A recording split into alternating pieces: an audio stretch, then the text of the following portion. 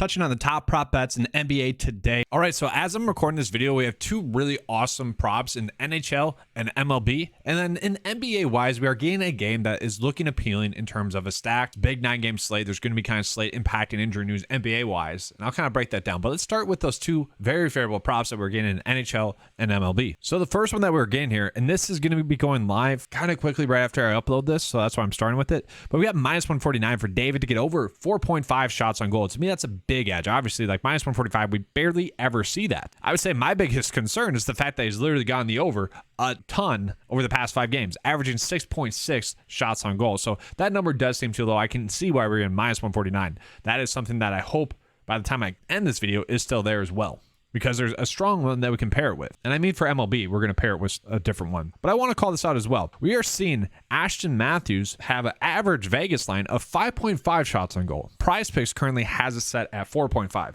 It is very rare that we get a full shot difference. Now, I know 5.5 is huge, and that is definitely why they are favoring the under. But to me, it seems like this line should very well be set at 5 because of this number that we're getting here. And so to me, that's kind of a decent spot there as well. Very rarely. I don't even remember the last time we got a big difference like that. So a potential spot that we get a tag as well. Let's go ahead and look at the MLB prop. And so MLB wise, the best bet that we are getting is Alec Bohm over 0.5 strikeouts, favored at minus 155. That is just an insanely good number that we are getting there. And so if we talk about like expected value, to be able to get two props that are minus 150, basically minus 149, minus 155, that is huge. We very rarely get that. It seems like that's happening more frequently with MLB, but you know, those are situations in which it's just going to add up over time. So those are going to be my two bets of the day, or my bet of the day. And so this is going to be the bet of the day. Just we're getting way favorable odds here. And I hope that this video gets out in time for people to use the David one. Hopefully, my fingers are crossed. We do have a lot of time for Alec as well. Now let's go ahead and get to the NBA side because we have some awesome bets there as well. So we do have some favorable props that are about to go live, like Walker Kessler. I guess I'd be fine pairing that as well. Rebounds and assists, but that's kind of a moot point because that game's going to be started by the time you guys get there. Looking at Daniel Gafford, he does average a very strong per 36 number with Kyle Kuzma, Polzin, and Bradley Beal off the court. And so he's favored at minus 135 to get over 8.5 rebounds and assists. If we scroll down, we can see his projected minutes are about 31. So if I were to pull up his per 36 production, it's basically like 10 rebounds per 36 with him off the court. Now he's not going to get 36 minutes.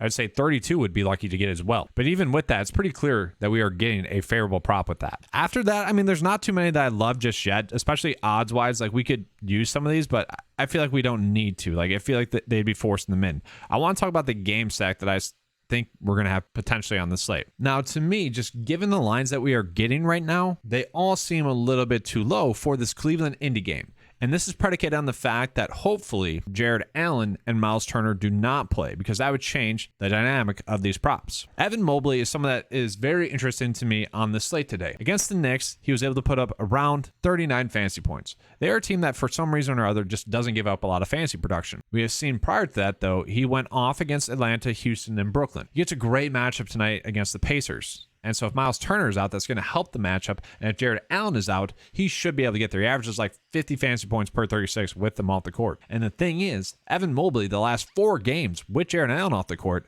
has gotten 40 minutes. And partially the reason why is that because the games have stayed close. So if they stay close again, Mobley should be able to get those minutes, thus should be able to get over this. And this is the difficult part, because I would say individually, these scores are all too low for Wara, Mathurin, and Andrew Nembhard. Now, I would say he's probably the safest of the two, or of the 3 to get there. So if we're just like starting the stack out, I think we do Mobley and Andrew Nembhard to get over. We could potentially do Aaron Naismith. I don't love that too much. But then the tough part here is if Donovan Mitchell is getting there, then we probably have to do under for Darius Garland, or we could do it the other way as well. And so it's a weird situation in which I feel comfortable doing Nembhard and Mobley over fantasy points. And then if we're trying to game stack it, we'd have to do a couple of combinations. Like originally I would do like Donovan Mitchell over, Andrew Nembhard over, Mobley over, and probably Mathurin over. And then I would be doing Wara under and Garland under. But there's a lot of combinations there. And so that's kind of the difficult part, is that we do have some strong educated decisions we can make, but at the same time, got to get a little bit lucky there as well. And then just looking at my boy Zach Collins, his fantasy score just seems way too low